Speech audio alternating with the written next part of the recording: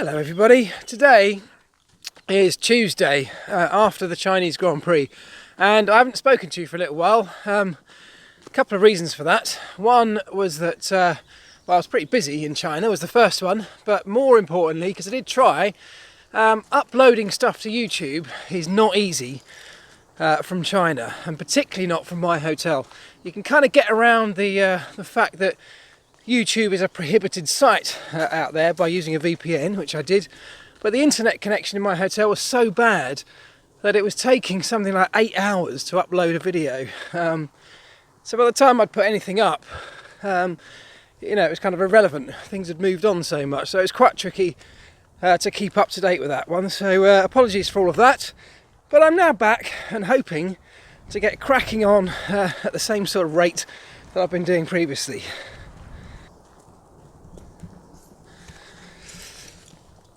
It was a long trip, that one, pretty much 2 weeks, of course, going from Bahrain and straight on to China. So a lot of time away from home. It was a successful trip. I mean, we had two amazing races, didn't we? Two great races for us to cover and to be there as a kind of fan. I hope you guys all enjoyed both of those races. I can't see that you can possibly not have done. But 2 weeks away from home is a long time, so it was great to get back last night and basically be back in the bosom of my family and Wilson. Obviously missed Wilson. Update on the new pup, we go to get him this Friday, so yeah, really excited about that. He's looking so cute in the little pictures and videos we keep getting sent from the breeder. So I'm going down Thursday night down to Bristol somewhere, staying overnight, picking him up Friday morning and then bringing him back. Let's talk about the Chinese Grand Prix. What a race that was. What a race. That was spectacular on so many different levels. It had absolutely everything. It had drama and excitement, unpredictability, it had controversy, mad skills, massive mistakes. I mean, it genuinely had every ingredient that if you could sit down and write on a piece of paper what you wanted to come up with a perfect F1 event, it had all of those things. Some of them were fortunate that we had them, and let's be honest, if that safety car hadn't come out towards the end of the last third of the Grand Prix, we'd have been talking about a very different race, of course. But it did, and gave us all of that drama that we enjoyed for the last part of the race. I thought it was absolutely spectacular. Massive shout out and respect to everybody at Red Bull Racing. Obviously a great result for Daniel Ricciardo, but a fantastic result and testament to an incredible team effort at Red Bull Racing. Over the course of the weekend, obviously with the guys who were there on the ground, the mechanics, the guys and girls in the garage who got Daniel's car back together in record time after an engine change. He made the crossed the line before the checkered flag in qualifying one with 45 seconds to spare.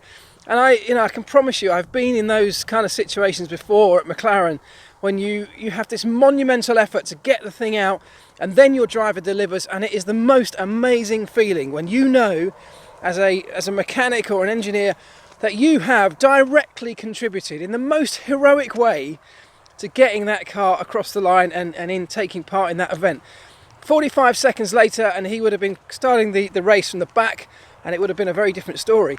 So they did an incredible job, incredible pit stops as well, really well drilled. The team practiced those, what they call double shuffle pit stops. Everybody does. When you have a situation when the best way is to stack both of your cars in the pit lane and service them one after another. So that is a well-drilled and well-rehearsed routine which they absolutely delivered to perfection. It was a great day for Red Bull Racing, and fair play to everybody else in the factory and the team who have put together a car which looks incredibly strong, still being let down somewhat by that Renault power unit at this stage, but the car, the chassis, the way it works, the way they're able to fine-tune it to the weekend is looking pretty good, I have to say. If Renault can deliver a power upgrade for them, you've got to say that they are not out of this championship by any stretch. So let's wait and see, but well done to everybody at Red Bull Racing. You deserve a massive round of applause. there's a really fine line between what Daniel Ricciardo did in his car on Sunday afternoon and what Max Verstappen did in his car on Sunday afternoon. Daniel, of course, came out of that race as an absolute hero, put some insane overtakes. That one on Bottas was, I mean, that was half a gap, and he went for it, and, you know, Bottas could have been more aggressive, I guess, to close that gap even further, but didn't. But even so, an amazing, brave and well put together and controlled, I have to say, move for Daniel Ricciardo. Max Verstappen tried to put moves on other people that were just the wrong side of that very fine line. And, you know, Max, there's lots of people calling for Max now to be taken to one side and given a good dressing down and to reassess the way he approaches Grand Prix. You know, I'm not sure that that's what's needed here. I think I absolutely agree that he is no longer a rookie. He's no longer considered one of the youngest drivers and inexperienced drivers. You know, he's a guy that's well into his F1 career now and shouldn't be making so many mistakes. But what you have to do on these situations, I always feel, is look back at the whole season. When we get to the end of the season, you look back on it over 21 races and you say, did Max do that all year? You know, was this a common trait running through Max's season? If it was, then you've got a problem. If it just so happens that we've had a few incidents and they happen to have coincided with a couple of races that were next to each other in the calendar, making the whole thing seem much worse, well then perhaps it's just a bit of a, you know, it's a kind of coincidental type thing. I'm sure he will go away. I was pleased to see that Max was pretty reflective straight after the race. You know, put his hands up, said, yes, I made a mistake, I got it wrong. I'd much rather see that than a driver trying to kind of find excuses and blame somebody else. So pleased about that. He will go away, he will think about it. What I do hope, though, is that it doesn't affect his racecraft moving forward, that he's not always got this in the back of his mind and therefore doesn't go for those half opportunities that we so love to see him pull off when they come good. Wilson, this way.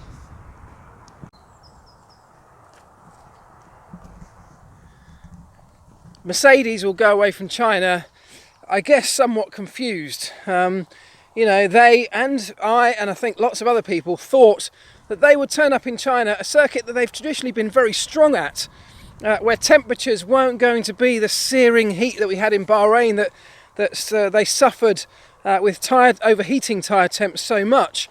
And we thought that this would come back to them in China.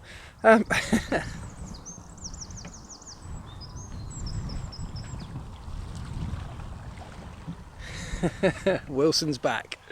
But we got to China, and whereas in Bahrain they were really struggling with rear tyre temps, they were overheating tyres over the course of a lap, in China they had almost the opposite problem. They couldn't get tyre temperature into their tyres, and the abrasive surface was chewing through them at a much quicker rate than they expected. And on top of that, Lewis Hamilton didn't have his head in the game. He was having one of those weekends that we've seen from him in the past. Everything didn't work right for particularly for Lewis's side of the garage. He struggled all weekend. On Valtteri's side, before that safety car, things were obviously looking very good. They pulled a masterstroke with that undercut over Sebastian Vettel with Valtteri Bottas, an undercut that didn't look that likely, but the huge difference that everybody underestimated in tyre deg between the old the used set of tyres that Sebastian was on at the front, and then the brand new set that Valtteri put on at his pit stop. Even though he was 3.5 seconds back going into that pit stop, the extra performance, 2 seconds a lap, that the new tyre gave him, plus a blistering in lap and an absolutely stunning pit stop from the Mercedes guys at just a fraction over 2 seconds, at a time when there's a lot of focus on people making sure pit stops are ultimately and absolutely safe.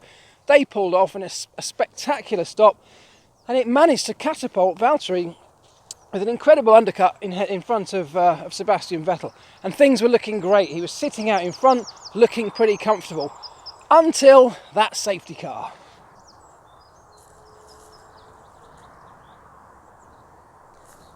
When that safety car came, it was Red Bull, of course, who pulled the trigger with an incredibly quick reaction to get both of their cars in.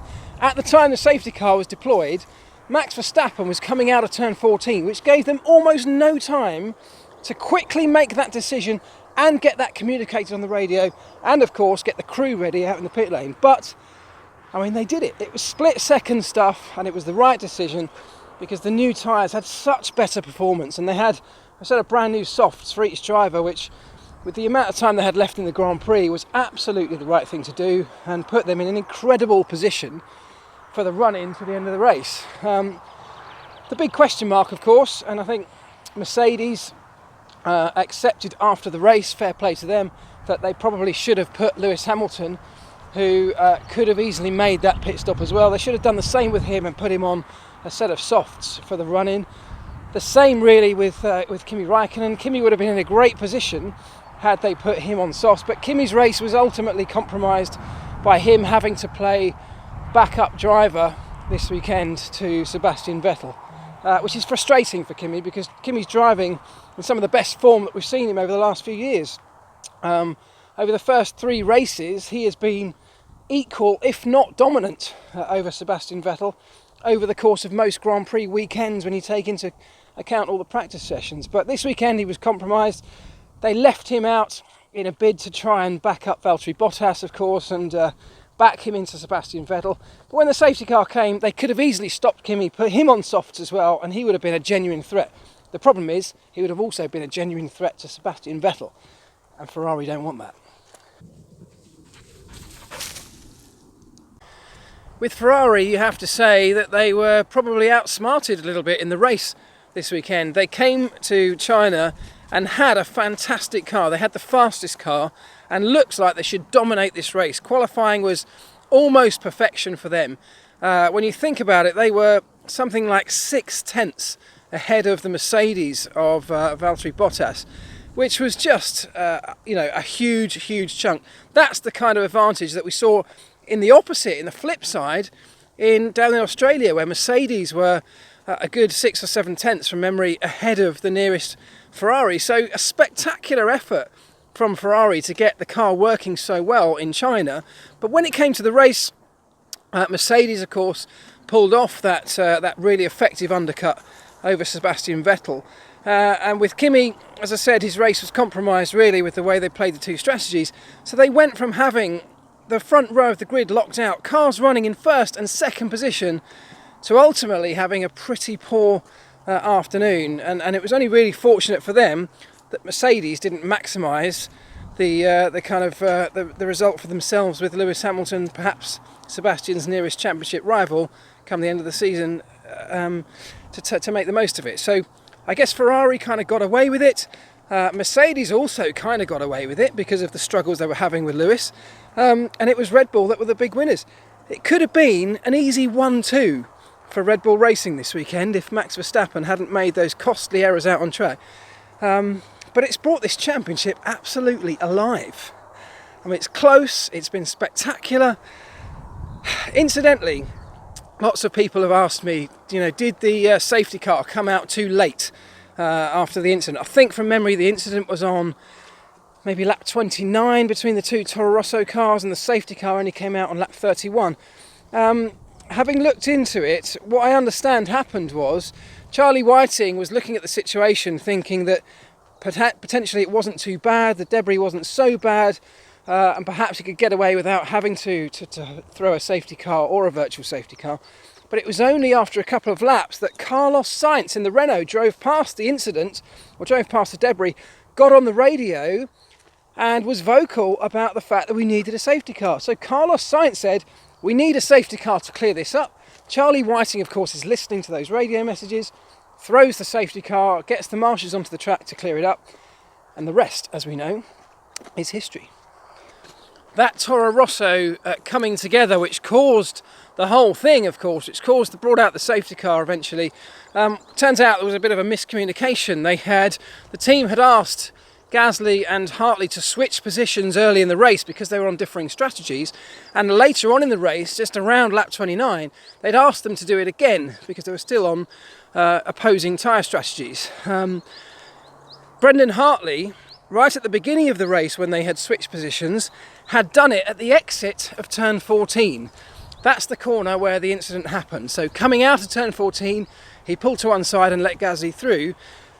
On lap 29, he went slightly deep into turn 14, but he had no intention of letting Gasly through at that stage. He was going to do it at exactly the same spot he'd done it early in the race. Gasly read the slightly deep move into that turn 14 hairpin as him suggesting that this was the point he was going to let him through. Gasly made the turn in early, tried to dive down the inside. Hartley had no idea he was going to do it, shut the door, just taking his normal line, and the collision occurred. So a real miscommunication between those two. But aren't we glad it happened? Because didn't it just spice up the race? Best of the rest on Sunday. The second tier, if you like, as it is really in Formula One this year. We've got the top three and then the rest with this huge gap. Was Nico Hülkenberg in the Renault. So, you know, what I love about this season so far is that performance is swinging back and forwards between different teams. And this weekend it was the Renault team who were, as I say, best of the midfield pack. So well done to them. Big shout to Fernando Alonso. What a brave and bold move, an exciting move he put on Sebastian Vettel, albeit with Sebastian with a slightly damaged car towards the end of the race. But you know, Fernando hasn't lost it, has he? He still loves to get involved. He still loves to just show people what he can do. And look, where would McLaren be without Fernando in that car? Yeah, another point-scoring finish for him. One of only very few people outside the top three. I think I'm right in saying he might be the only guy to have had a points-scoring finish in every race this season. Don't quote me on that, I might be wrong, but I'll check it. But, you know, he's an impressive character still. He still hasn't lost any of his racecraft. He still loves to get in amongst it. And when an opportunity like that comes to race against one of his arch rivals, one of the guys that people regard as being one of the best in the sport, Sebastian Vettel, that is like taking candy to a baby, isn't it? He absolutely jumped at the opportunity and he was not going to never get past. So, loads to talk about in that lot, and there's probably lots I just haven't even covered. There was so many talking points at the end of Sunday's race. I'll be going into a bit more depth, hopefully, on the F1 Report show. That's tomorrow on Sky Sports F1. That's at 8:30 tomorrow evening. If you've got the F1 channel, if you haven't, you'll be able to catch it online afterwards. But yeah, lots to discuss, lots to talk about. Let me know what you think on all the subjects and the topics that I've covered, and if there is something I've missed, drop me a line, give me a shout.